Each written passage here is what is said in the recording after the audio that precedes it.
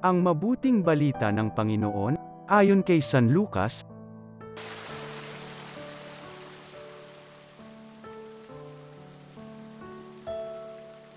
Noong panahong iyon, nilaibat ni Jesus ang mga bayan at nayon. Nangangaral siya at nagtuturo ng mabuting balita tungkol sa paghahari ng Diyos. Kasama niya ang 12, at ilang babaeng pinagaling niya sa masasamang espiritu at mga karamdaman, si Maria na tinatawag na Magdalena, mula sa kanya'y 7 demonyo ang pinalayas, si Juan ang asawa ni Cusa na katiwala ni Herodes, si Susana at marami pang iba. Ang ari-arian nila ang itinustos nila sa pangangailangan ni Jesus at ng kanyang mga alagad. Ang mabuting balita ng Panginoon.